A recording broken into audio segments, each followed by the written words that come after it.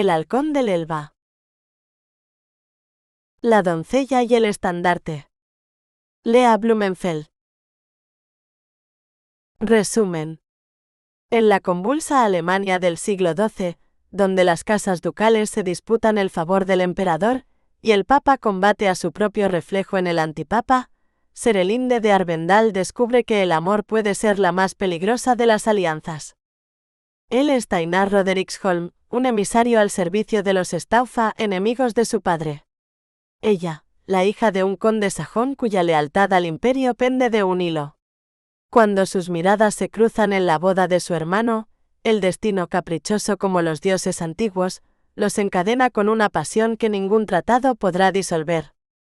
Entre negociaciones diplomáticas, traiciones veladas y las sombras de una guerra santa que divide reinos y almas, Serelinde deberá elegir entre la lealtad a su sangre y la verdad de su corazón. Mientras tanto, Einar, marcado por viejas cicatrices y una vida de obediencia, hallará en ella la fuerza y la redención que no supo pedir a Dios. Como una nueva Afrodita y un nuevo Hefesto, su amor desafiará la forja del deber y el fuego de la guerra. Solo si sobreviven a la tormenta del imperio, y a la batalla entre los hombres y sus dioses, podrán descubrir que la pasión, cuando nace de la entrega y no de la conquista, es también un acto de fe. En un tiempo donde emperadores y papas se disputan el alma de Europa, ¿podrán ellos redimir el amor entre el hierro y la llama? Un romance épico y sensual en los albores del Sacro Imperio Romano Germánico, donde la historia se entrelaza con el mito y el amor se convierte en destino. Epígrafe. Ella cantaba a los ríos dormidos, él callaba ante los truenos del deber. Prólogo. Tierras de los condes de Arvendal, Sassenmark, año del señor 1138. El crepitar del fuego se extinguía en el hogar cuando Edran rompió el silencio con una voz tensa. No permitiré que la locura de mi madre manche nuestro linaje. Ella intentó matarte, padre. El conde Teudric Arvendal no levantó la vista del mármol frío de la chimenea. Eres mi heredero, respondió con cansancio. Tu deber es casarte y dar continuidad a nuestro nombre. Edran reprimió un suspiro. ¿Por qué no me prometisteis a alguna dama cuando era niño, como hacen todos? Porque quise que eligieras tú. Fui prometido a tu madre cuando aún jugábamos entre los muros del castillo. No tuve elección y pagué el precio. La sombra de aquella unión maldita parecía recorrer aún los pasillos de piedra. Sigrada Arvendal, hermosa y atormentada, había terminado por quitarse la vida tras años de furia y delirios. Edran bajó la mirada, consciente de la herida que aún sangraba en el corazón de su padre. Renuncio a mi derecho. Leo será un conde mejor. Teudric se volvió hacia él, el rostro marcado por la desesperación, pero el joven aprovechó la llegada de un sirviente para escapar del salón. En el corredor lo detuvo la voz alegre de su hermano. ¿A dónde vas con tanta prisa, Bruder? Leo siempre irradiaba luz. Había heredado el optimismo de su madre, mientras Edran llevaba en el alma el eco sombrío de la suya. Otra disputa con padre, murmuró Edran. Lo imaginaba. El menor sonrió con picardía. Habrá insistido en casarte. Edran guardó silencio. Nadie sabía cuánto temía heredar la locura de su madre. Tú no tendrás ese problema, Leo. La amiga de nuestra hermana parece suspirar por ti. El otro soltó una risa breve. Te equivocas. Christelde está enamorada de ti. El nombre golpeó a Edran como una campana. Christelde Aldrich la había visto transformarse de niña risueña en una mujer de cabellos dorados y mirada luminosa. Y desde entonces la evitaba, por miedo a lo que despertaba en él. «No puedo casarme», dijo con voz baja. «No pondré en riesgo a ninguna mujer con la sangre de mi madre». «No digas necedades, no eres un loco», replicó Leo sujetándole el brazo. Antes de que pudiera responder, una voz femenina los alcanzó. «¿Qué es eso de la sangre?» Beata Arvendal, la madrastra, apareció desde las cocinas. Su mirada dulce siempre había sido un refugio para Edran, que deseó, una vez más, que hubiera sido su verdadera madre. He decidido ceder mi título a Leo, anunció él con firmeza. Ella lo miró con ternura y preocupación. Esto tiene que ver con tu madre, ¿verdad? Sin saber cómo, Edran volvió a hallarse en el salón. Su padre estaba de pie frente al fuego, con los brazos cruzados, la misma postura que él adoptaría años más tarde. Eres irrazonable, gruñó Teudric. Beata suspiró. Eso no ayuda, mi amor. Leo intervino. Si Edran no quiere el título, que lo herede Kenric. Edran alzó los brazos. No puede ser. Nuestro hermano pequeño ha elegido la iglesia. Sueña con ser obispo. Otra locura, rió Leo. No olvides, replicó Beata, que mi hermano fue monje. Por poco tiempo, bromeó Leo. El amor de una mujer lo salvó. El ambiente se alivió con esa risa compartida. Teudric abrazó a su esposa. Edran los miró con una mezcla de ternura y envidia. Aquello, pensó, era el verdadero milagro, dos almas que se habían encontrado a pesar del destino. Quizás él debía seguir el camino de Kenric y servir a Dios, aunque el solo pensarlo le geló la sangre. Se acercó al fuego, buscando calor. Míralo, dijo Leo. Es igual que tú, padre. Salvo por el cabello gris, replicó Teudric sonriendo. Edran percibió que intentaban disuadirlo, pero su decisión seguía firme. Mi madre estaba enferma, y esa enfermedad corre por mis venas. No puedo condenar a una mujer ni a sus hijos a compartir mi sangre. ¿Y si ella no lo teme?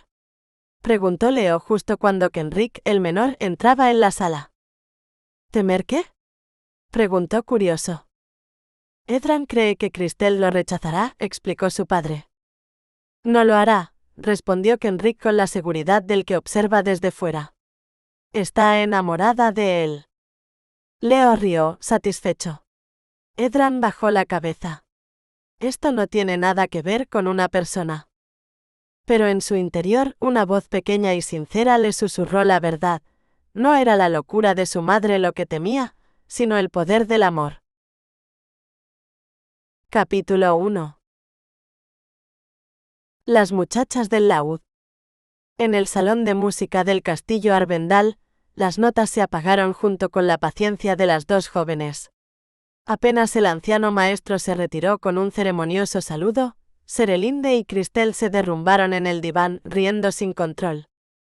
No sé cómo logro mantener la compostura cuando ese pobre hombre hace lo que hace, jadeó con acento agudo Serelinde entre carcajadas. Cristel se tapó la nariz con el pañuelo. No parece darse cuenta, murmuró. Y aún así, el aire se vuelve irrespirable. Ambas estallaron de nuevo en risa. Serelinde guardó con cuidado su lira. Cada vez que dobla las rodillas al compás parece un instrumento de viento, añadió, y las risas se reanudaron, dulces y jóvenes. Aquellos momentos eran su pequeño paraíso, dos muchachas riendo entre tapices, con la tarde filtrándose dorada por los ventanales. Las clases de música eran solo una excusa. Los viernes por la tarde, Cristel tenía permiso para pasar el fin de semana con los Arvendal, y esa era su alegría más grande. En su propia casa reinaban el silencio y la tensión. Allí, en cambio, todo era vida. El eco de los perros en el patio, las discusiones alegres de los hermanos, el calor de un hogar donde el amor todavía respiraba. Cristel adoraba a aquella familia. A todos los consideraba hermanos, menos a Edran. De niña había sentido por él una admiración inocente. Ahora, con 17 años, aquella ternura se había convertido en una emoción más profunda, más peligrosa. En su presencia perdía el aire, las palabras, la razón. Y él, probablemente la veía como a una niña torpe. ¿Dónde encuentra tu padre a esos maestros tan peculiares?, preguntó, tratando de distraerse de sus pensamientos. Serelinde se encogió de hombros y miró el reloj solar del ventanal. No lo sé. Pero será mejor que bajemos. Seguro nos esperan en el salón. Era una costumbre en la casa. Cada anochecer, los Arvendal se reunían antes de cenar, junto a los perros y al fuego. El conde Teudric, el padre de Serelinde, criaba a Ovawarts, perros de gran nobleza. Uno de ellos, contaba la leyenda familiar, le había salvado la vida durante la rebelión de Colonia. Cristel amaba a esas historias tanto como la calidez de aquella familia. Antes de bajar, ambas se arreglaron el cabello frente al espejo. Serelinde de pronto frunció el ceño. «Hagamos un pacto», dijo tomando sus manos. «Pase lo que pase, prometamos seguir siendo amigas cuando nos casemos». Cristel sintió un nudo en la garganta. En su casa ya se hablaba de alianzas y dotes. El matrimonio se cernía sobre ella como una sentencia. «¿Y tú?», preguntó con voz baja. «¿Tus padres ya han elegido por ti?». «Nein», respondió Serelinde sonriendo. «Mi padre quiere que decida yo. No quiere repetir su error. Fue prometido desde niño a la madre de Edran y ella estaba enferma, pobre». El nombre de Edran llenó la estancia con un silencio distinto. «Debe ser duro para él», susurró Cristel. «Sí, pero creo que necesita a alguien que le devuelva la luz», dijo Serelinde con un guiño. Cristel sintió que el rubor le subía hasta las mejillas. «¿Vendrá esta noche a cenar?», preguntó fingiendo indiferencia. «Por supuesto», sonrió su amiga. «Y si algún día lo amaras tanto como creo, seríamos verdaderas hermanas». Cristel bajó la vista, temerosa de que su rostro la delatara. «No creo que le guste». Serelinde cruzó los brazos. «¿No lo ves, verdad? Edran parece un hombre seguro y razonable, hasta que tú entras en la sala. Entonces olvida cómo hablar». El corazón de Cristel se aceleró. «¿De verdad lo crees?». «No lo creo». «Lo sé», respondió Serelinde con ternura. «Él te ama, igual que tú lo amas a él». Cristel se llevó las manos al rostro. No sabría qué decirle. «Cada vez que me mira me tiemblan las manos. Y lo peor es que, querría lanzarme a sus brazos». «Mi madre diría que eso es alquimia de almas», rió Serelinde. «¿Alquimia?». «Sí. Como la unión del fuego y el agua, del sol y la luna». «Así era el amor de mi abuela Aenwin Caerwyn», explicó con orgullo. «La misma que murió en el naufragio de la nave de plata». Cristel la escuchaba fascinada, como si oyera un mito antiguo. Serelinde prosiguió con una sonrisa traviesa. «Mi madre me ha enseñado muchas cosas, incluso cómo hacer feliz a un hombre en la intimidad». Cristel no pudo evitar reír, entre curiosa y turbada. «Tal vez un día me atreva a pedirte consejo». «Será nuestro secreto», susurró Serelinde llevándose un dedo a los labios. Y entre risas cómplices salieron juntas, dos muchachas en flor que aún ignoraban que esa noche cambiaría para siempre el curso de sus destinos. Edran recorría el corredor frente a la habitación de su hermana, prisionero de una duda que le revolvía el estómago. Tal vez estaba a punto de condenar a Cristel a una vida de tormento. Entonces oyó una risa femenina, clara y luminosa como un arroyo, y todo temor se disolvió. Pero cuando la puerta se abrió y las dos muchachas aparecieron, con el rostro encendido y los ojos brillantes, el valor lo abandonó de nuevo. Durante un instante, el mundo se redujo a un solo pensamiento: el deseo incontenible de apartar el rizo dorado que caía sobre la mejilla de Cristel. «Dios mío, estoy poseído». Serelinde fue la primera en reaccionar, con una sonrisa cómplice. «¿Qué haces aquí, hermano?», preguntó, y en su tono había más burla que inocencia. Edran entendió que incluso su hermana menor había descubierto su secreto. Cristel bajó la mirada, ruborizada. El calor que él sentía en el cuerpo parecía reflejarse en el suyo. «He venido a escoltaros al salón», logró decir, rígido como un soldado en guardia. «No necesito escolta en mi propia casa», replicó Serelinde. «Pero sería cortés que acompañaras a Cristel. No sé por qué has tardado tanto en pensarlo».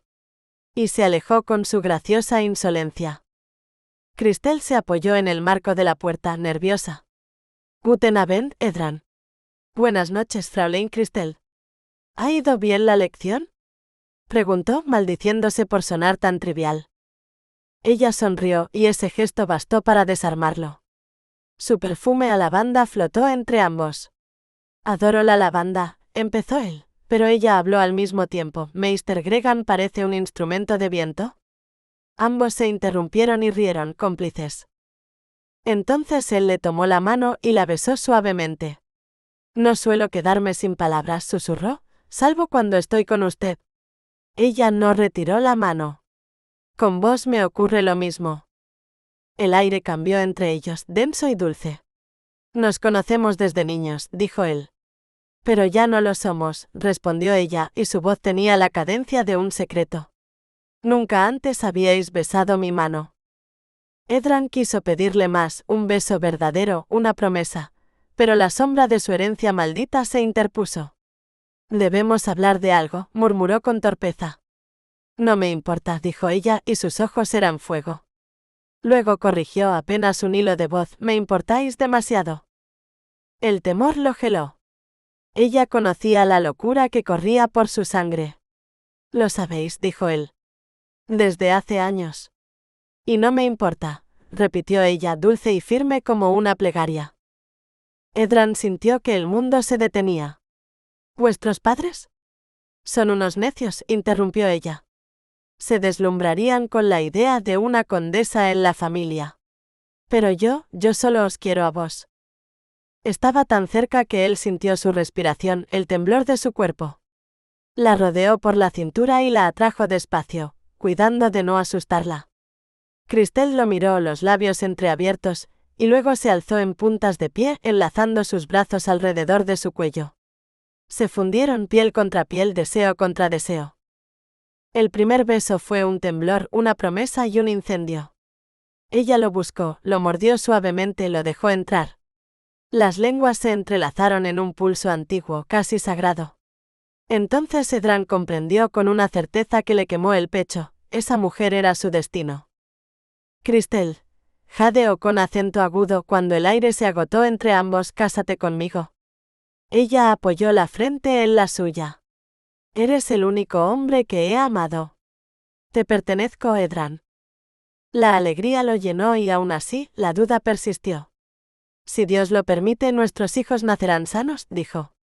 Y si no, los amaremos igual, susurró ella. Él la estrechó, riendo entre el alivio y la incredulidad. Eres sabia.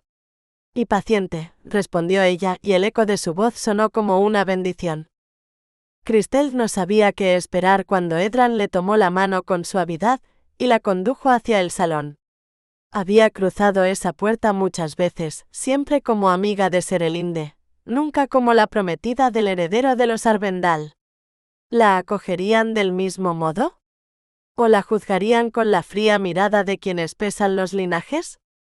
El roce firme de su mano disipó la duda. Edran se inclinó hacia su oído. Su aliento tibio la estremeció desde las rodillas hasta lo más hondo del vientre.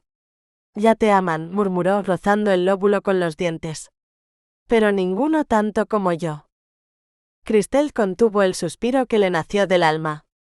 Siempre había creído que Edran sería un marido paciente, un hombre de ternura constante, pero en ese instante lo vio transformarse ante sus ojos.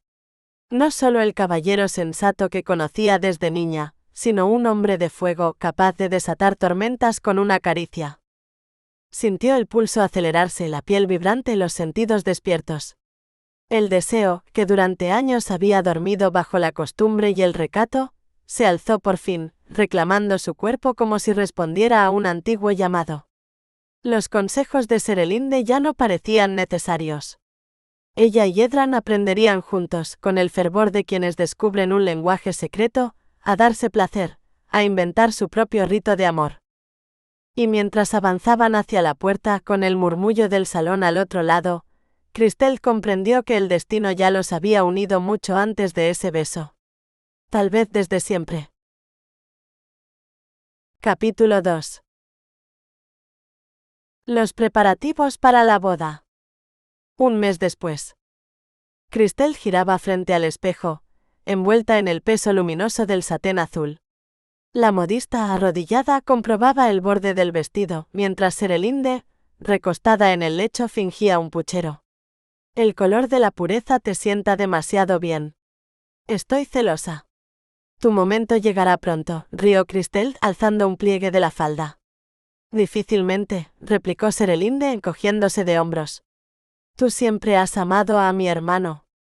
Yo aún no he encontrado a nadie que me mueva el corazón. Christelle le tomó las manos. Y aún así, fue gracias a ti que Edran y yo estamos a punto de casarnos. Serelinde sonrió, dulce y satisfecha. Toda la casa lo sabía. Solo faltaba que ustedes se dieran cuenta. Mientras la modista desabrochaba el corsé, Christelle murmuró, quizás tú también encuentres a alguien durante la boda. Con los Staufa presentes lo dudo, respondió Serelinde con un deje de fastidio.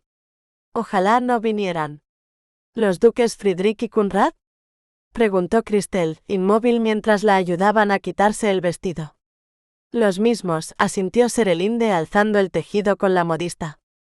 Mi padre dice que se han reconciliado con el emperador, pero todos sabemos cuánta sangre costó esa paz.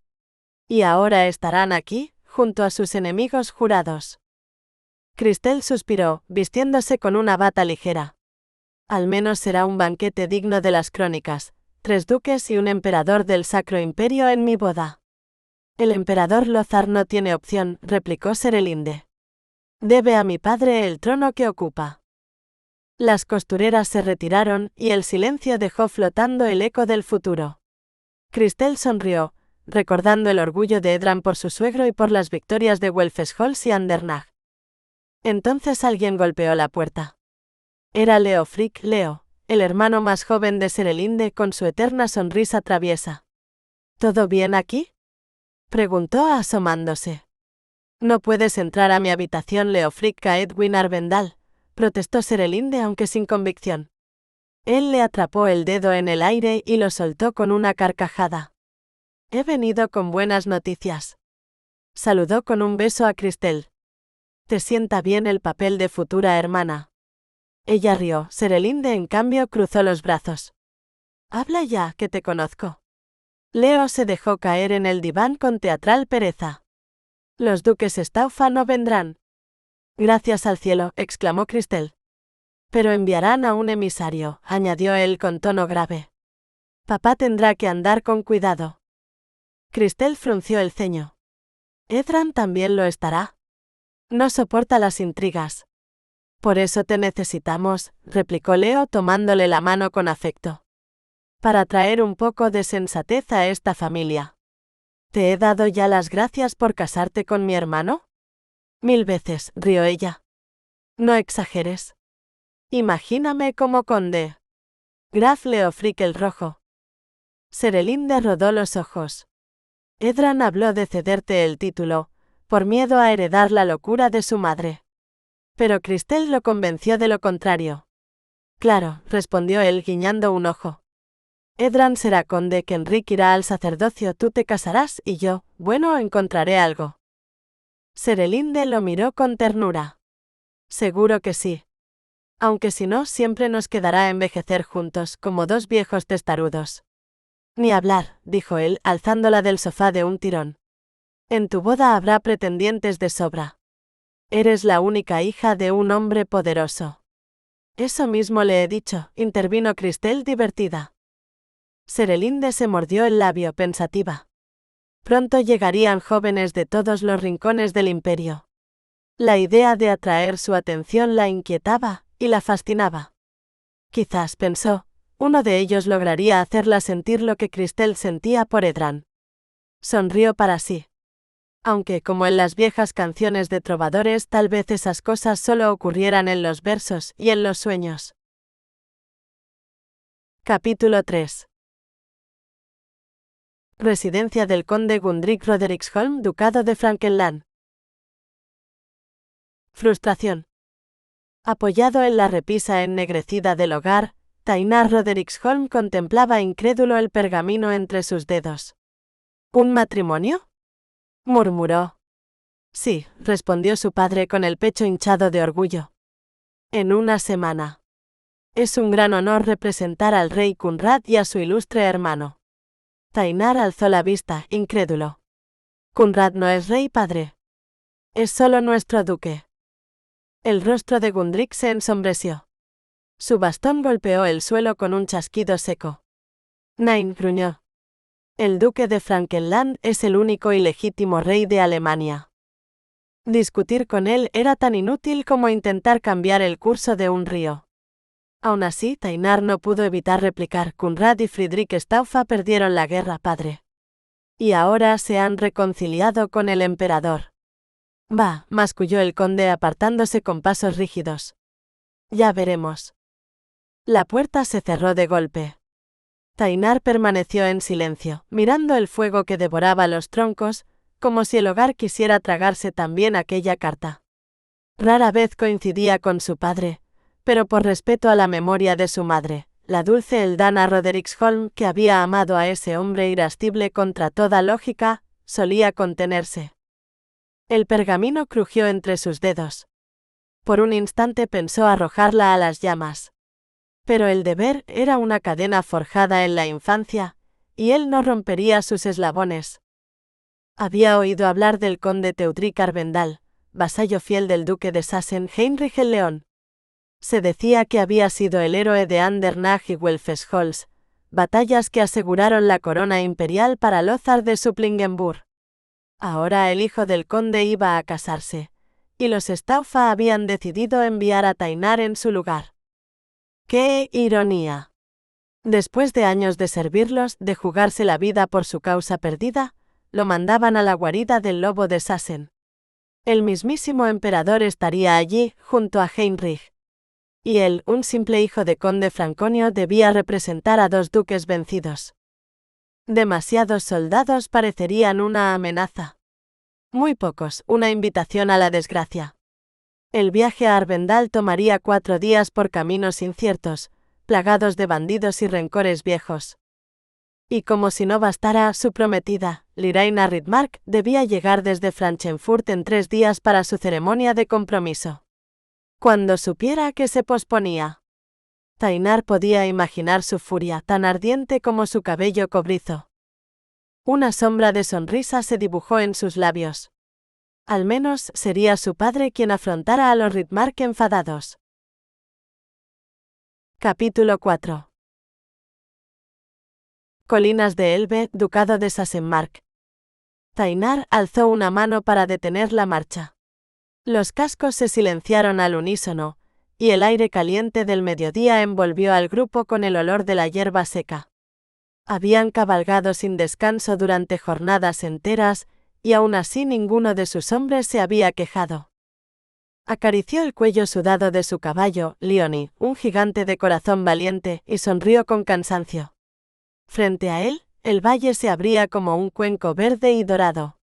En lo alto de la colina se alzaba el castillo de los Arvendal, construido en madera oscura, poderoso y orgulloso como su nombre.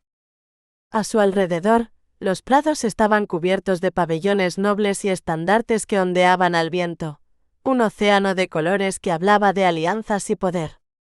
Criados y soldados se movían como un enjambre, preparando el gran banquete de la boda.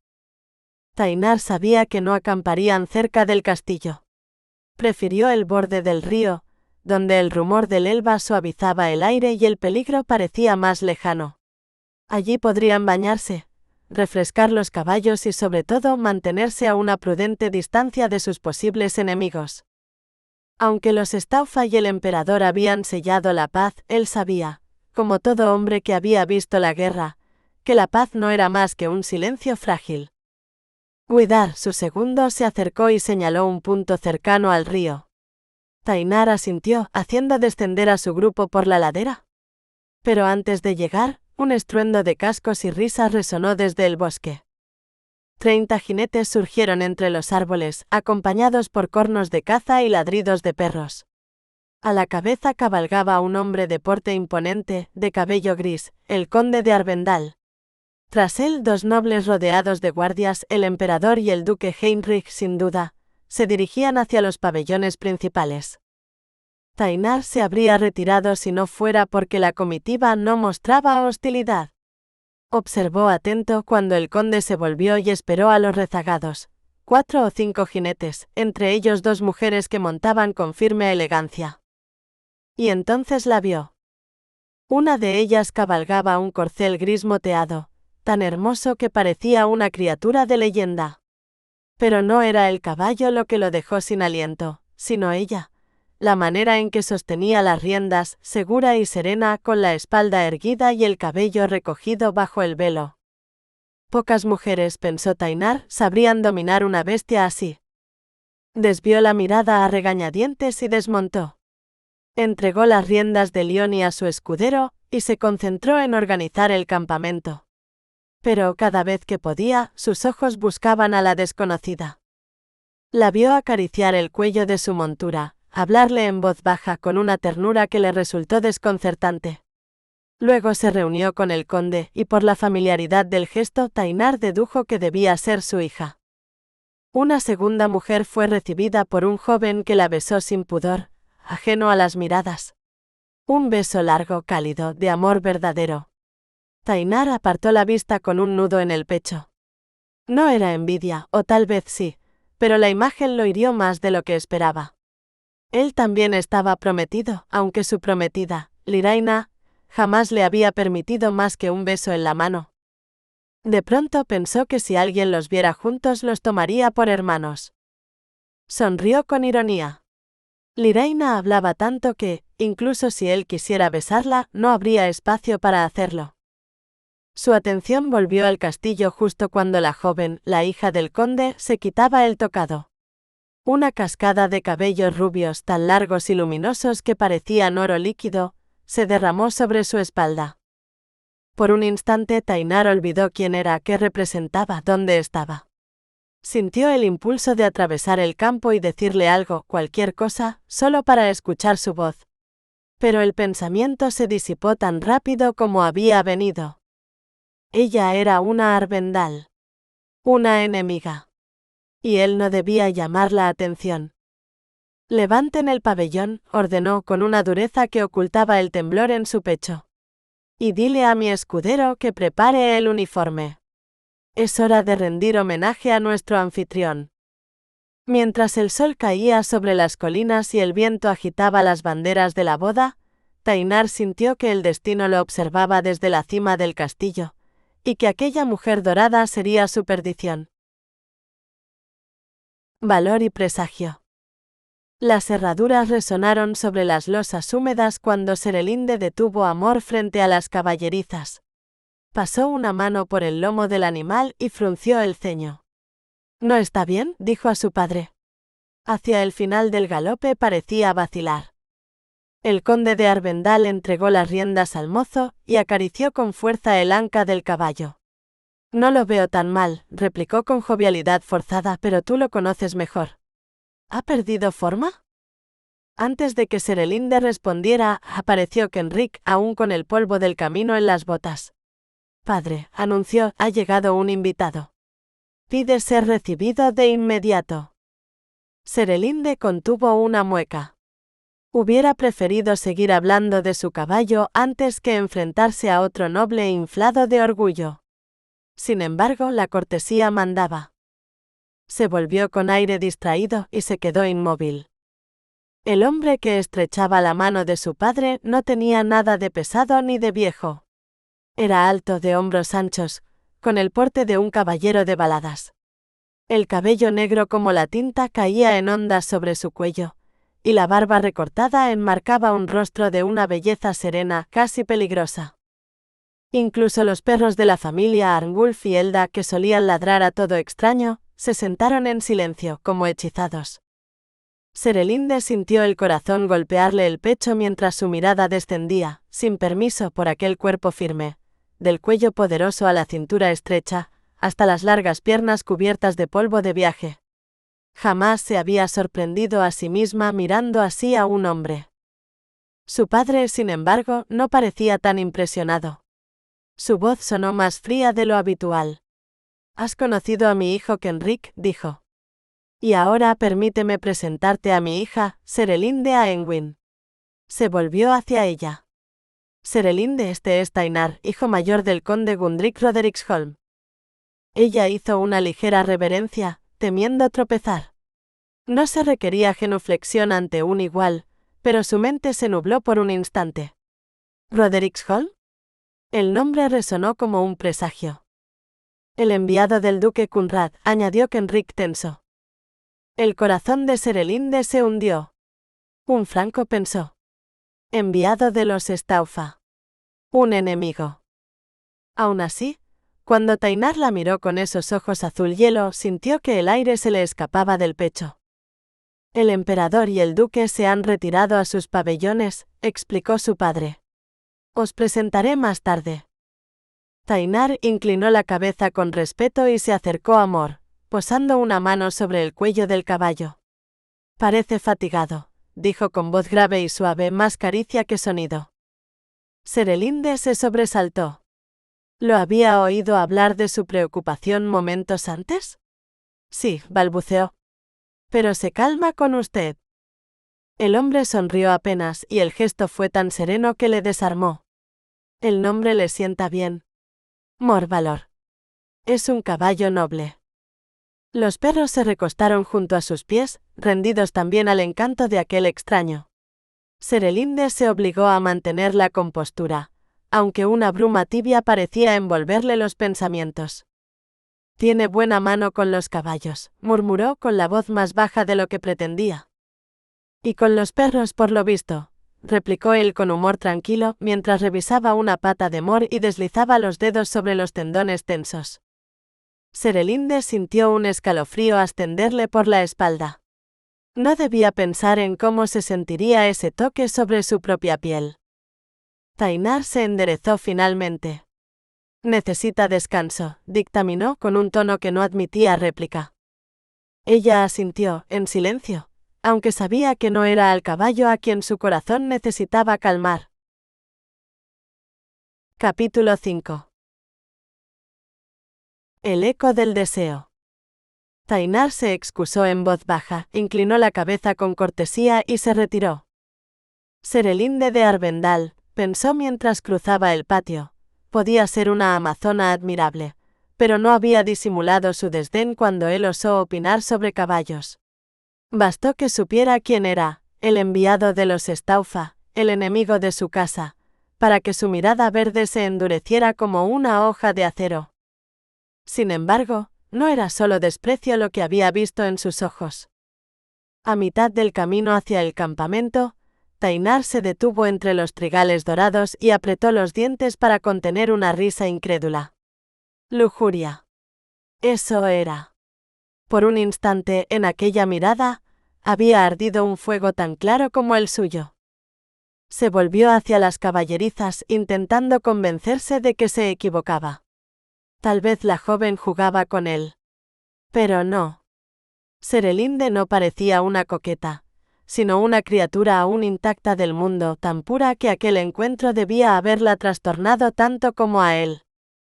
Reemprendió la marcha, intentando espantar su imagen del pensamiento. Las mujeres no le habían sido esquivas, muchas lo habían deseado y él había sabido corresponderles, hasta que su padre le recordó con la severidad de un juez su deber hacia Liraina. Desde entonces había cerrado el corazón a la tentación. Pero Serelinde era imposible de ignorar. Su cabello una cascada de oro vivo, su voz un murmullo tibio, su boca la promesa de un pecado envuelto en inocencia. Se maldijo cuando su cuerpo respondió a esas visiones con la impaciencia de un adolescente. Era la primera vez que una mujer lograba quebrar el voto silencioso que había hecho para honrar el compromiso familiar. Aceleró el paso, malhumorado consigo mismo. En el horizonte, el sol descendía tras los bosques del Elba tiñendo de cobre las tiendas del campamento. El conde no parecía tener prisa por presentarlo al emperador, y quizá era mejor así. Cuidar, sin duda, ya habría preparado el fuego y el vino. Mañana al alba comenzaría la cacería y Tainar necesitaba descanso. Prometió no pensar en Serelinde de Arvendal. Aunque en el fondo, sabía que ni el sueño ni el deber serían suficientes para arrancarla de su mente, ni para olvidar el relincho inquieto de Mor que, como él, parecía haber perdido la calma. Capítulo 6. La cacería. A la mañana siguiente, Serelinde se sintió contrariada al notar que Rodericksholm no se había presentado al pabellón del desayuno, levantado en el parque del castillo para los huéspedes más ilustres. Había pasado la noche dando vueltas entre las sábanas, incapaz de borrar su imagen de la mente. No comprendía por qué aquel hombre la perturbaba tanto. Lamentaba su frialdad del día anterior. Le había negado la ayuda con Mor, pero debía reconocer que lo había calmado con una facilidad que rozaba lo milagroso. El caballo seguía inquieto, y la idea de llevarlo a la caza la llenaba de aprensión. Quizá debía elegir otra montura o renunciar a participar. En el pabellón, el emperador, el duque y su padre discutían con animación sobre el terreno y el curso de la jornada. Las risas y los ladridos de los perros devolvieron a Serelinde a la realidad. Leo y Ken, atentos como niños, escuchaban las bromas del emperador. Edran y Cristel cuchicheaban en un rincón, absortos el uno en el otro. Su madre supervisaba a los sirvientes que retiraban los restos del banquete. Serelinde miró hacia los prados. El sol ya bebía la última gota de rocío, pero no había rastro del atractivo emisario franconio cerca del pabellón de los Staufa.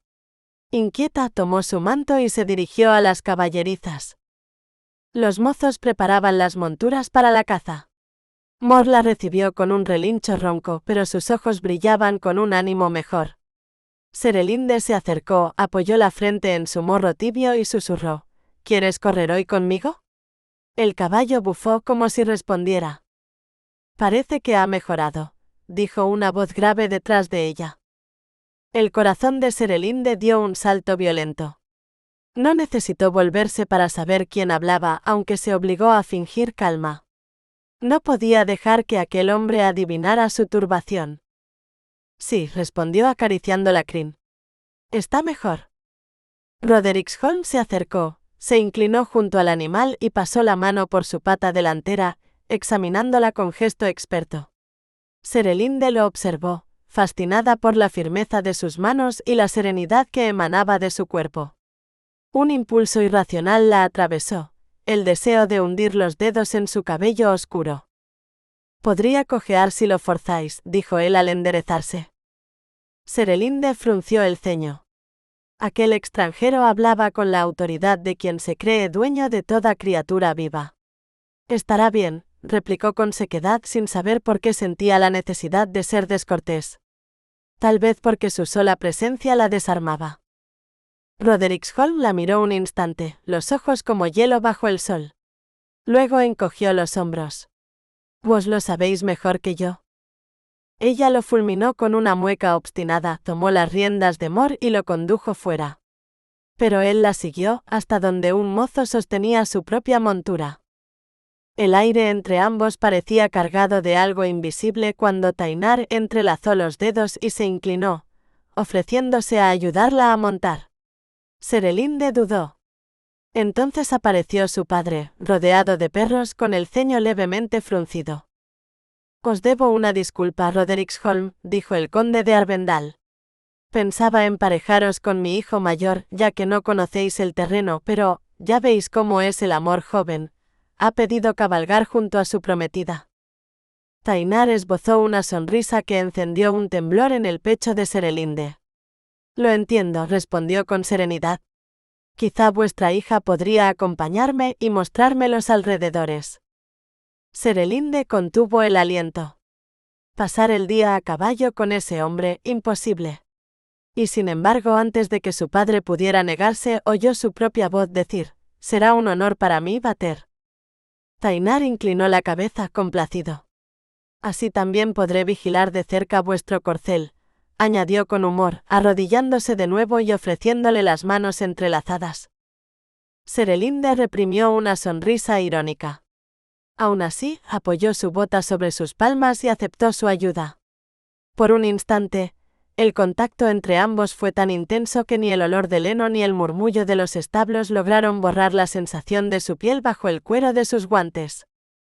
Mientras ascendía a la silla pensó con un latido seco: si el peligro tuviera rostro sería el suyo. Capítulo 7. El bosque y la tentación. Poco después del alba, un mensajero había informado a Tainar y a sus hombres que los pabellones del desayuno estaban listos. Uno junto al río para soldados y sirvientes, otro más cercano al castillo, reservado a los nobles. Él y Widar prefirieron mantenerse al margen. Comieron en su propio campamento, entre el murmullo del Elba y el olor del pan recién horneado.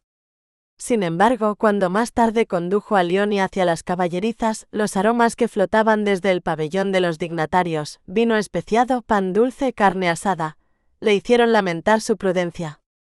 Después de todo, era hijo de un conde y enviado de 2 duques. Aún así, su pensamiento no estaba en la comida, sino en el caballo de la hija del conde. Había algo en la manera en que aquel animal se movía, un leve desequilibrio, un nervio inquieto que lo intrigaba. Y en el fondo, sabía que lo que en verdad deseaba era volver a verla. Cuando había entrado en las caballerizas y la había encontrado apoyada contra el cuello de su corcel, su cuerpo había respondido antes que su mente. Fingió interesarse por el animal, pero el temblor de su sangre lo traicionó. Ella también lo había sentido. El rubor súbito, la rigidez de sus hombros, la respiración entrecortada. No quiso asustarla con palabras torpes, aunque sus ojos hablaron por él. Se inclinó para examinar la pata de Mor, consciente de su incomodidad. Quizá había tenido razón al pensar que era una joven altiva, una dama criada en la comodidad y el orgullo.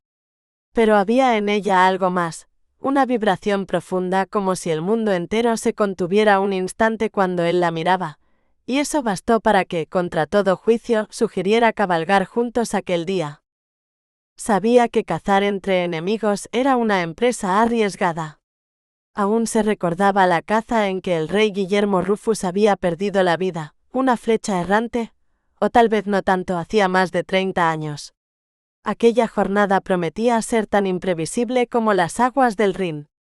Le divirtió que Serelinde fingiera ofenderse al principio y, sin embargo, aceptara su propuesta sin dudar. Le habría gustado rodearla por la cintura y alzarla él mismo a la silla, pero dudaba que el conde aprobara semejante gesto.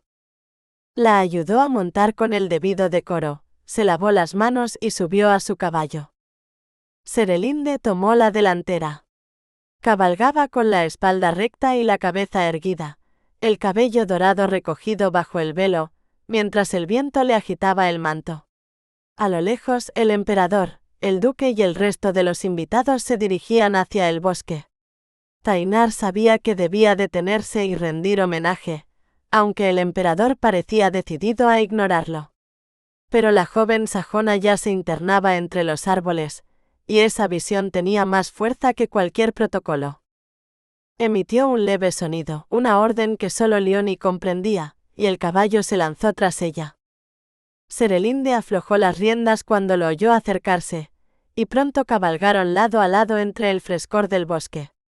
Las encinas y los castaños proyectaban sombras doradas, el aire olía a hojas húmedas y a musgo, y el canto de los pájaros envolvía el silencio que se abría entre ellos. «¿Amáis esta foresta?», dijo Tainar al fin con voz baja. Ella lo miró con cautela como si evaluara sus intenciones, pero sus ojos se suavizaron. «Es cierto. He cabalgado por estos caminos desde que era niña». Tainar asintió, recordando las espesuras de Rodericksholm, donde él buscaba refugio cuando su espíritu se agitaba. «Los bosques guardan su propia magia», murmuró. Durante un instante, el tiempo pareció detenerse. El sol se filtraba entre las ramas como una bendición. El hechizo se rompió con el estrépito de cascos y risas. Una docena de jinetes cruzó a toda velocidad, entre ellos el conde Teudric, el emperador y el duque. Ninguno se detuvo. «Vamos», gritó un joven desde la retaguardia. Serelinde sonrió. «Mi hermano Leofric», explicó.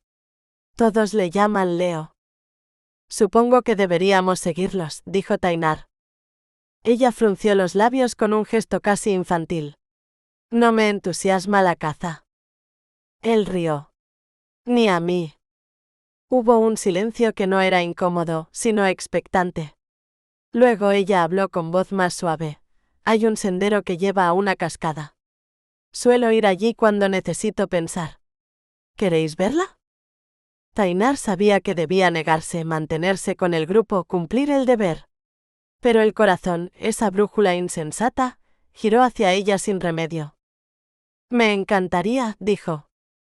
Y juntos guiaron sus caballos hacia el interior del bosque, donde el murmullo del agua se confundía con el de la sangre. Capítulo 8. La cascada. Sospecho que encontraremos a Edran y Cristel en la cascada, dijo Serelinde con aparente inocencia. No era necesario confesar que había propuesto aquel lugar, precisamente porque sabía que los hallaría allí. Fingió indiferencia cuando Tainar le lanzó una mirada curiosa, y prosiguió: mis hermanos solían llevarme cuando decidieron que ya no era una niña fastidiosa. Es nuestro rincón favorito. El camino descendía hasta un arroyo que se deslizaba entre piedras cubiertas de musgo. Cuando llegaron, Serelinde saludó con la mano a su hermano y a su futura cuñada, que estaban sentados sobre una roca lanzando guijarros al agua. Ambos respondieron al saludo, aunque sus sonrisas fueron más de compromiso que de bienvenida. Tainar dejó escapar una risa baja. Cuando hablasteis de cascada esperaba algo más imponente. Serelinde volvió la vista hacia el hilo de agua que descendía en 3 pequeños saltos, claros y luminosos bajo el sol. En verano se vuelve más modesta. Pero cuando era niña me parecía enorme. Solíamos escalarla para ver quién llegaba primero a la cima. Jamás gané, por supuesto. Creyó aburrirlo con recuerdos tan simples, pero él desmontó y se acercó a ella con una sonrisa leve. Ya no sois una niña, dijo, y su voz sonó como una caricia. Serelinde apenas tuvo tiempo de respirar. Él le rodeó la cintura y la alzó de la silla con un gesto seguro. Por un instante se sintió suspendida en el aire, ligera como un ave en vuelo, sostenida por la fuerza de sus brazos. Cuando sus pies tocaron la roca, Tainar no la soltó. El calor de su cuerpo se filtró a través de la tela y le recorrió la piel como un relámpago. Serelinde alzó la vista, el brillo en los ojos de él la dejó sin palabras. No puedo soltaros, Serelinde, susurró con la voz rota. Ella se aferró a sus hombros, el corazón desbocado, y se inclinó hacia él, sin comprender del todo qué fuerza la impulsaba. Sus pechos rozaron su pecho, sintió el pulso del hombre bajo la túnica, el temblor apenas contenido. Tainar bajó la cabeza, y por un instante el mundo pareció detenerse. Un ruido seco rompió el hechizo. Una piedra cayó al agua salpicándolos. Edran, al otro lado del arroyo, los observaba con gesto severo. Tainar dio un paso atrás de inmediato. Os ruego perdón, dijo soltándola despacio. He faltado a vuestro honor. Serelinde se apartó, encendida de vergüenza. Quiso arrojarse al agua fría para apagar el fuego que la consumía. Edran seguía frunciendo el ceño, aunque Cristel, a su lado, parecía esconder una sonrisa divertida. Tainar apretó la mandíbula, furioso consigo mismo. Había actuado como un muchacho deslumbrado por la primera pasión. No, no era amor. Era deseo. Deseo puro, irracional, peligroso como el canto de las sirenas que arrastra a los marinos al naufragio. Lanzó una mirada a Edran, aliviado al ver que el joven volvía su atención hacia su prometida. Luego tendió la mano a Serelinde y la ayudó a acercarse hasta una roca plana junto a la orilla. Ella aceptó en silencio, aún ruborizada, y se sentó sin mirarlo. Durante unos minutos permanecieron así, escuchando el murmullo del agua. Tainar evitó fijarse en los mechones dorados que escapaban del velo, porque sabía que si lo hacía, perdería el dominio de sí mismo. Ninguna mujer había conseguido alterarlo de ese modo. Cerrad los ojos, dijo ella entonces con voz tranquila. Escuchad el agua. Él obedeció. Inspiró hondo. El rumor del arroyo lo envolvió, y la tensión comenzó a disiparse. Había olvidado la belleza del bosque, la claridad del aire, el poder apaciguador del agua sobre la piedra. Sin verla fue más consciente de su presencia. Edran y Cristel charlaban a lo lejos, pero en la mente de Tainar solo existía esa mujer, sentada junto a él en un claro de magia. «Nunca he conocido a nadie como vos», murmuró. Ella no respondió y cuando él abrió los ojos la encontró observándolo. En aquellos ojos verdes creyó ver un océano capaz de hundirlo para siempre. La nostalgia de lo imposible lo apretó por dentro. Debería hablarle de Liraina, de la promesa que lo ataba. Pero calló. Serelinde desvió la mirada hacia el agua, ajena a su tormento. Él la imaginó de niña, riendo bajo esas mismas cascadas, su cabello pegado al rostro, la voz clara como una campana. Y el deseo se mezcló con una ternura que no recordaba haber sentido nunca. «Deberíamos volver», dijo al fin con la voz tensa. «No todavía», susurró ella. «Quedaos un poco más». Fue una locura pedirle que se sentara a su lado. La roca era estrecha, y su proximidad se volvió un tormento. La pierna de él rozaba la suya, cada respiración parecía un roce. El aire se espesó. Serelinde se obligó a hablar para no pensar en ello. «Amo este lugar», dijo casi en un suspiro. «Puedo entender por qué», respondió Tainar con una melancolía que la conmovió. Ella lo miró de soslayo. «Nunca había estado aquí con nadie fuera de mi familia. Excepto Cristel, claro. Es como una hermana para mí». «Entonces soy un privilegiado», dijo él, y su sonrisa fue leve, casi triste. Serelinde quiso decirle que se alegraba de haberlo traído, que algo dentro de ella necesitaba compartir aquel rincón con él, pero temió parecer atrevida y guardó silencio. «Sois afortunada por tener hermanos», murmuró él al cabo de un instante. Había en su voz una nota de soledad que la tocó profundamente. «¿No tenéis hermanos?» «Ni uno». «Ni hermanas», respondió sin apartar la vista del agua. Ella dudó un momento, luego, impulsada por la compasión, posó su mano sobre su rodilla. Él la cubrió con la suya, y la calidez de aquel contacto la atravesó entera. «Vuestra mano es enorme», murmuró, incapaz de pensar en otra cosa. Tainar sonrió con cierta amargura. «¿No deberíamos tocarnos, Serelinde? Vuestro padre no lo aprobaría, y vuestro hermano vuelve a fruncir el ceño».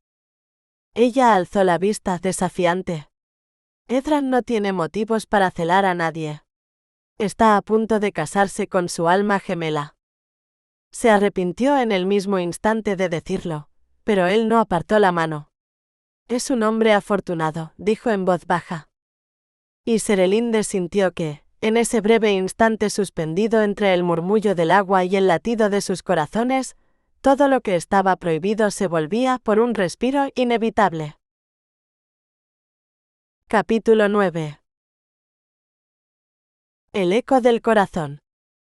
Quizá habían pasado solo unos minutos desde que Tainar y Serelinde se sentaran uno junto al otro, pero para él fue como si el tiempo se hubiera disuelto. Aquella breve eternidad bastó para aliviar un dolor antiguo, el del muchacho que había crecido buscando en vano el afecto de un padre implacable. Había aprendido a no sentir, a endurecer el alma para no sufrir. Y sin embargo, en el rumor del agua y la luz dorada que envolvía a la joven sajona, algo en él comenzó a rendirse. Al mirarla, comprendió que se estaba volviendo semejante a su padre, frío, calculador, incapaz de dejar que el amor lo atravesara. Pero Serelinde, con su risa suave y su mirada verde, le devolvía la memoria del deseo de vivir, de amar, de jugar con la vida en lugar de resistirla. Tainar cerró los ojos y alzó el rostro al sol. «¿Creéis en las almas gemelas?», preguntó en voz baja. Serelinde lo imitó, dejándose bañar por la luz. «Sí. Mis padres lo son», respondió. «Mi madre dice que el alma reconoce a quien fue su mitad desde antes del nacimiento». «Anhelo conocer a vuestra madre», dijo él con una sonrisa. «Os gustará», respondió ella con dulzura. «A todos les gusta». Tainar la observó, imaginando en la madre una versión más madura de aquella joven luminosa.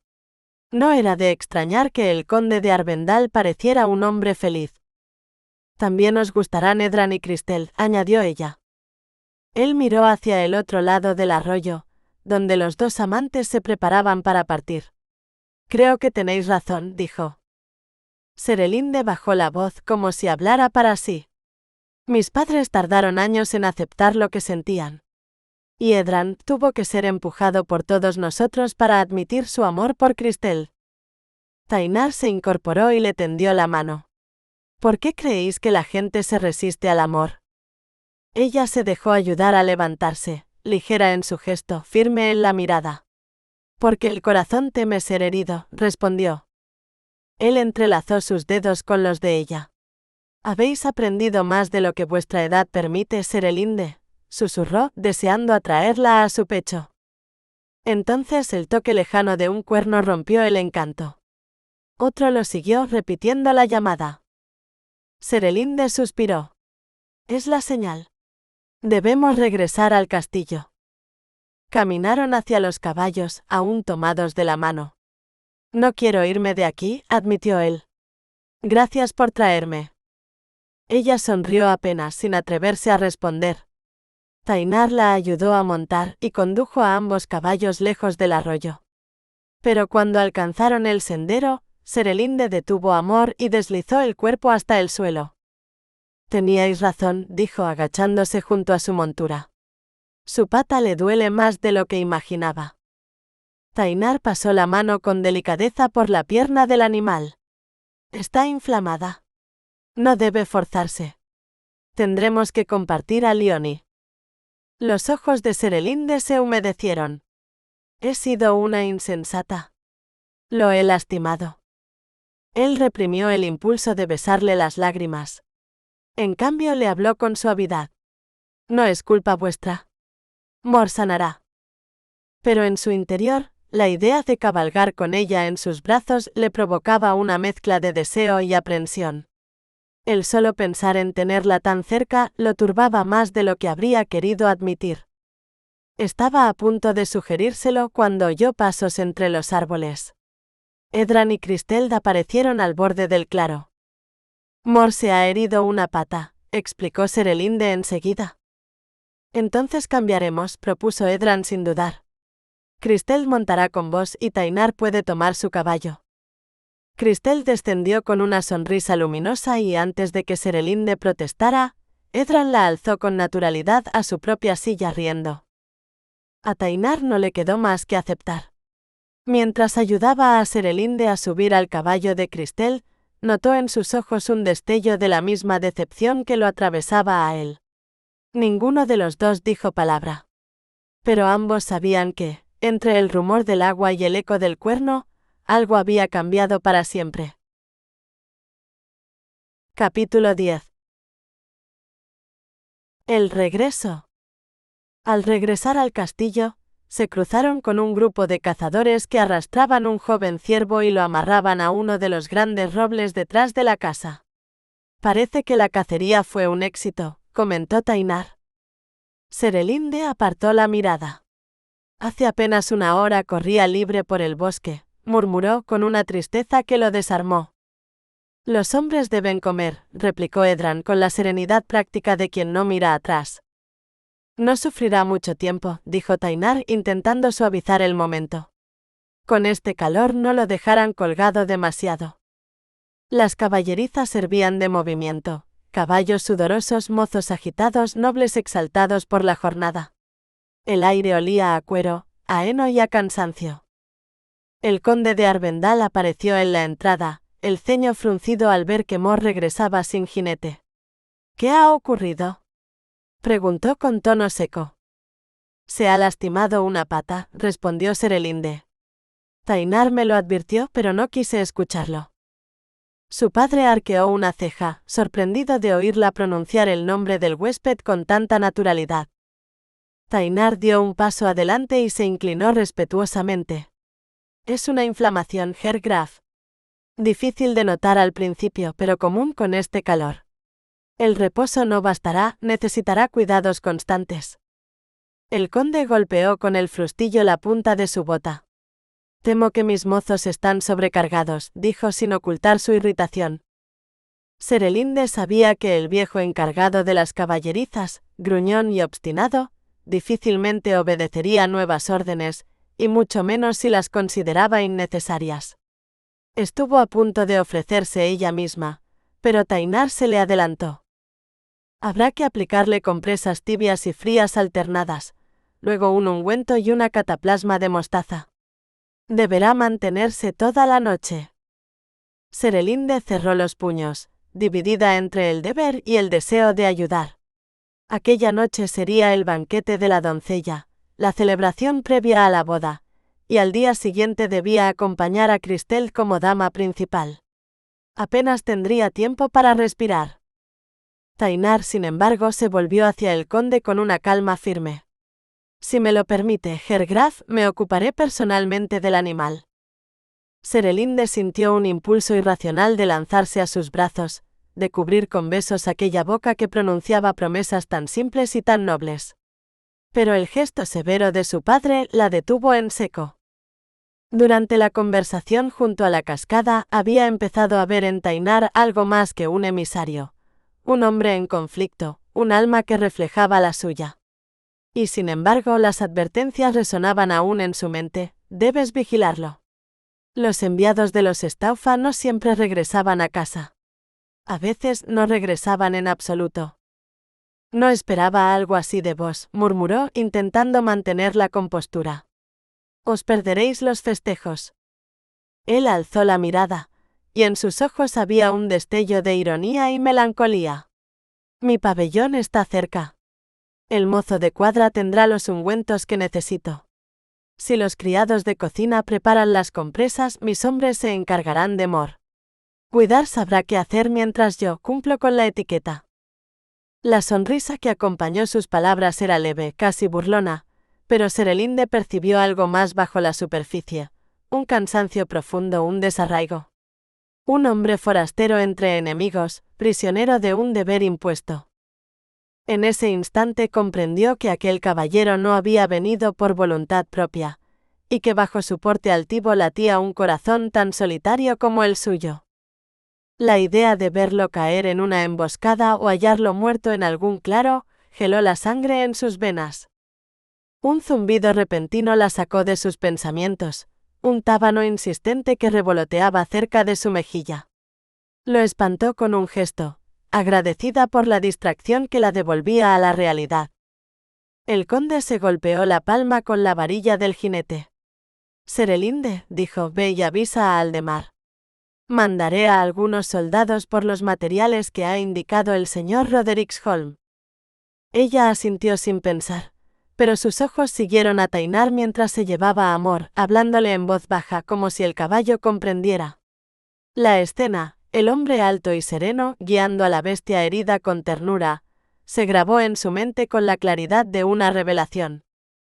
Y mientras el sol del atardecer teñía el patio de oro, Serelinde sintió que aquel instante simple y fugaz la había marcado para siempre. Capítulo 11. Una casa donde habita el amor. Aún perdida en el recuerdo de Tainar junto a la cascada, Serelinde observaba cómo la doncella daba los últimos toques al peinado de Cristel. Los Aldrich eran una antigua familia sajona asentada en las tierras de Arvendal. Desde generaciones, cada viernes las jóvenes de la casa recibían lecciones de música, lira, dulcimer y canto. Serelinde siempre había disfrutado de las bromas que seguían a las clases, de aquella ligereza que solo se respiraba entre mujeres. Como no tenía hermanas, Cristel se había convertido en su confidente y su otra mitad. La familia le permitía quedarse en la finca de los Arvendal los fines de semana. Entre ellas no había secretos, solo el lazo silencioso y profundo que une a quienes se eligen como hermanas del alma.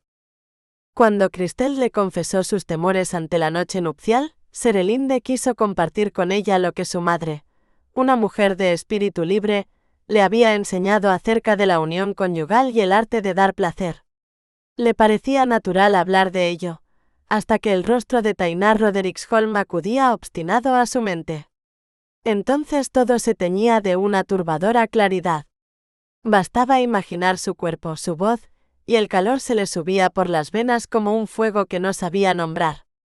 La doncella seguía trenzando el cabello de la novia. Serelinde, impaciente, le quitó el peine de la mano. «Terminaré yo», dijo con suavidad. «Puedes retirarte». Cristel la miró sorprendida, mientras la criada hacía una reverencia y salía del cuarto. Serelinde esperó a oír el cierre de la puerta, se mordió el labio y murmuró: «Te había prometido hablarte de las cosas entre un hombre y su esposa». Cristel se levantó con un leve rubor que encendió aún más el rosa de su vestido. «No te preocupes», respondió casi en un suspiro. «Ya he hablado con tu madre». Serelinde sonrió, aliviada. Debí imaginarlo. Le gusta tomar bajo su ala a quien lo necesita.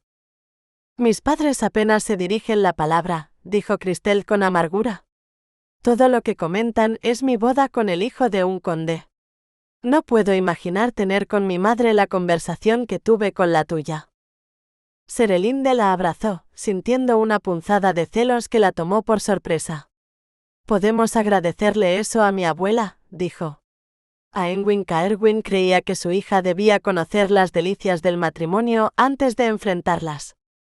Cristel rió entre dientes. «Según mi madre, el matrimonio no tiene delicias. Solo deber y resignación». Serelinde meditó un instante. «Tal vez depende de la mujer. Mi abuela debió de conocer el placer, de lo contrario no habría enseñado a mi madre con tanta ternura». Calló al notar cómo el rubor se extendía por el rostro de su amiga, y ella misma sintió el calor subirle al suyo. «¿Perdóname? Hablo como si supiera algo y no sé nada». Cristel negó con dulzura. «No, tienes razón. Tus padres todavía se miran como el primer día. A veces me pregunto si los míos se amaron alguna vez». «Por eso me permitieron elegir a quien amar», respondió Serelinde en voz baja. «Ya conoces la historia de mi padre y su primera esposa. No quiere que me case sin amor». Le tomó la mano. «Y lo ha querido también para Edran.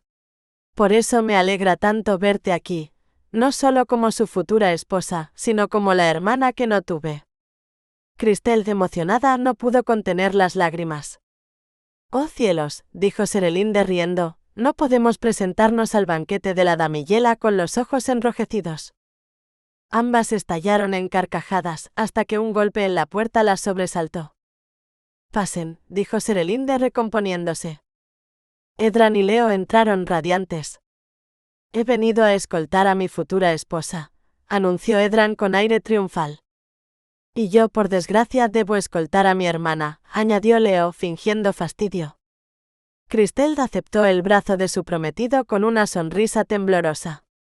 Serelinde hizo una mueca burlona a su hermano y enlazó su brazo con el de él, intentando ahogar un pensamiento inoportuno.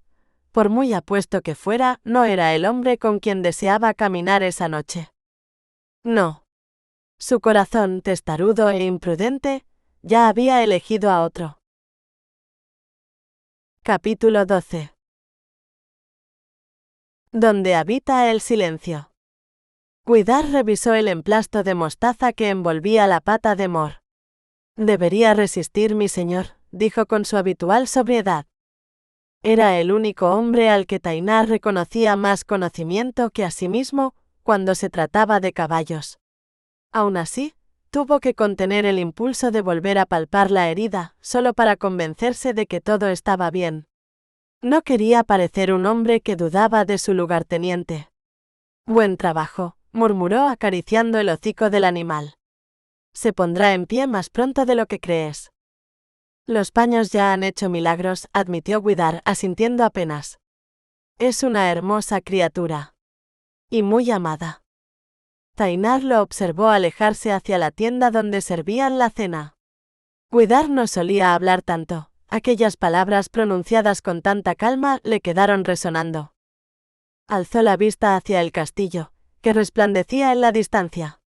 El sol de verano aún no se había puesto del todo, pero las velas ya ardían en las ventanas y el gran salón centelleaba bajo la luz dorada del crepúsculo, como un faro de música y vino. Tainar apoyó la frente en la del caballo. «Eres afortunado», susurró. «Alguien te ama». El rumor de una chirimía y el punteo de un laúd flotaron con la brisa. El banquete había comenzado.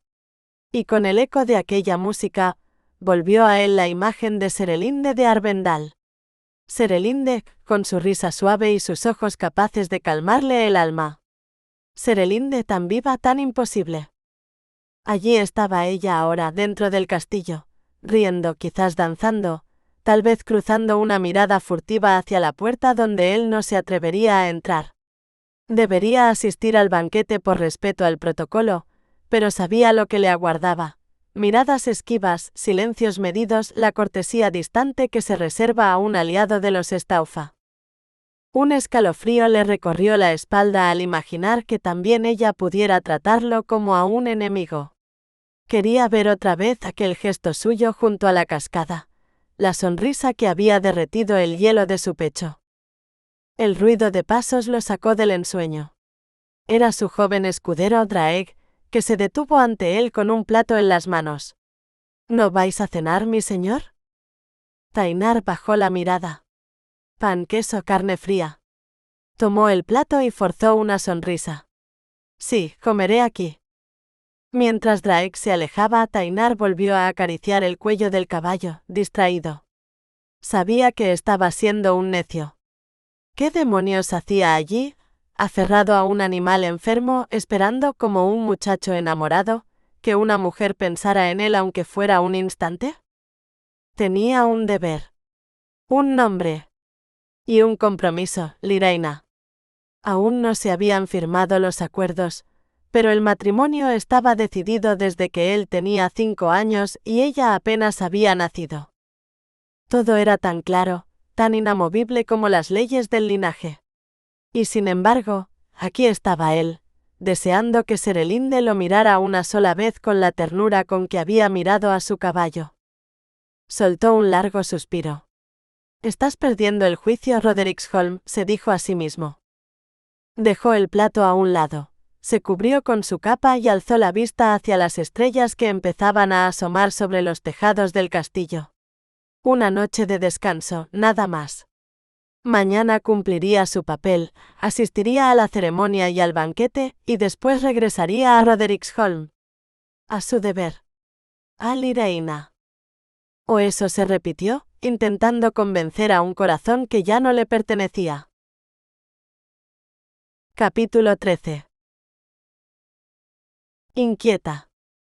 Los padres de Serelinde desplegaban la legendaria hospitalidad de los Arvendal. El banquete de la doncella había superado todas las expectativas. Platos abundantes, vino generoso, música y risas que parecían elevarse hasta las vigas del salón.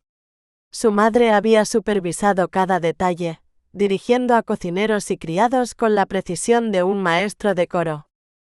Serelinde, sentada entre los invitados, miraba a su alrededor con una mezcla de afecto y vacío. Se alegraba por su hermano y por Cristel, tan radiantes, tan enamorados. Pero algo en su interior estaba hueco. Quizá era la inminente partida de su amiga, o la sensación de haber quedado atrás, observando cómo todos los demás seguían adelante. Leo y Ken se disputaban el papel de bufones de la fiesta, arrancando carcajadas a los invitados. Edran soportaba sus bromas con paciencia y Cristel, con las mejillas encendidas, brillaba de felicidad. Serelinde participó en algunas danzas en corro, tomando las manos de los demás y cantando estribillos en coro. Sin embargo, una punzada de cansancio la invadía. Tal vez era el exceso de sol, o la preocupación por Mor, o algo que no quería nombrar. Reprimió un bostezo. Aquella noche que había esperado durante semanas, la encontraba extrañamente aburrida. Esa revelación la inquietó. No notó que su padre se acercaba hasta que lo sintió sentarse junto a ella. «Liebling, ¿por qué estás aquí sola?», preguntó con ternura. Serelinde se encogió de hombros sin respuesta clara. El conde le pasó un brazo por los hombros, cálido y paternal. No te preocupes, murmuró.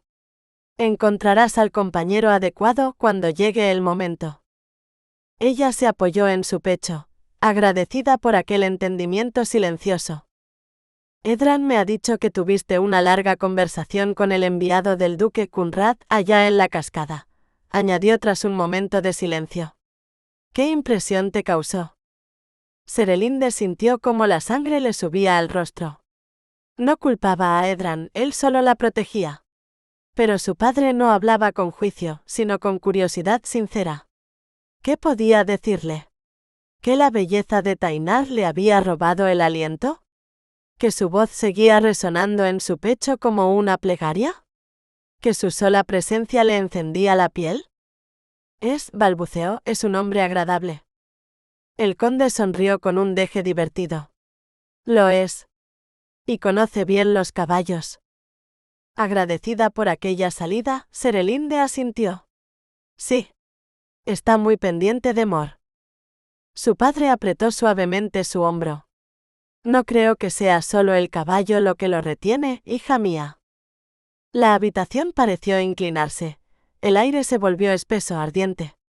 Serelinde llevó una mano al crucifijo que colgaba de su cuello, buscando refugio en el metal frío. No sé qué, empezó a decir.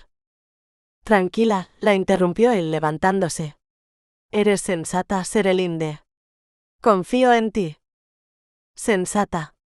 La palabra le cayó como una piedra en el pecho. Lo vio alejarse hacia la multitud, y comprendió con una súbita claridad que no quería ser sensata.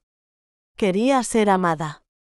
Quería un amor como el de sus padres, temerario, apasionado, absoluto. Un día antes había bromeado diciendo que se haría monja o solterona. Ahora, su cuerpo ardía por un hombre que apenas conocía. Un extranjero. Un enemigo. Quizás, pensó con ironía, había inhalado alguna bruma hechizada en el bosque. En el campamento, Tainar yacía sobre su litera, mirando el techo oscuro del pabellón. Las antorchas chispeaban fuera, lanzando sombras inquietas.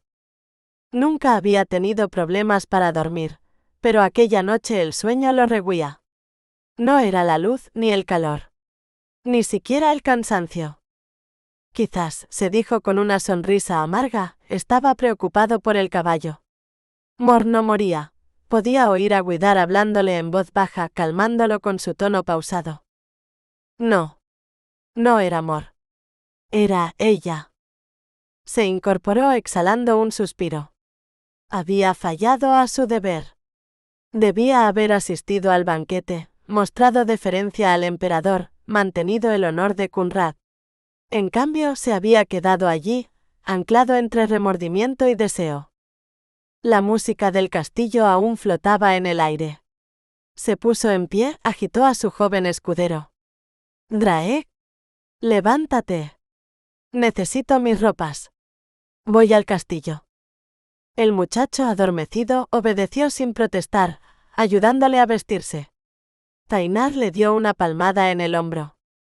¿Eres un buen escudero? No te lo digo bastante. Draek intentó sonreír entre bostezos. ¿Iré con vos, señor? No. Vuelve a dormir. Solo entregaré mis respetos y regresaré pronto. El joven frunció el ceño. ¿Solo? Mi señor, es territorio enemigo. Dormirán todos. Es una boda, respondió Tainar con una media sonrisa. Abrió la lona y salió. El aire era fresco, con un leve aroma dulzón, madreselva quizás. Caminó despacio, dejando atrás el campamento. Las luces del castillo brillaban en la colina, reflejándose en su memoria como los ojos de Serelinde. El recuerdo lo golpeó con fuerza. Su rostro inclinado hacia la luz, los cabellos dorados, los labios entreabiertos al reír. Una mujer hecha de fuego y temblor. Tainar se detuvo, cerró los ojos un instante. La imaginó desnuda. El deseo lo atravesó como una corriente, y la vergüenza lo siguió como una sombra. Una voz grave y burlona quebró el silencio. Mira quién llega. El lacayo de Kunrad. Tainar se irguió, la mirada endurecida. El aire alrededor olía a vino, acero y peligro.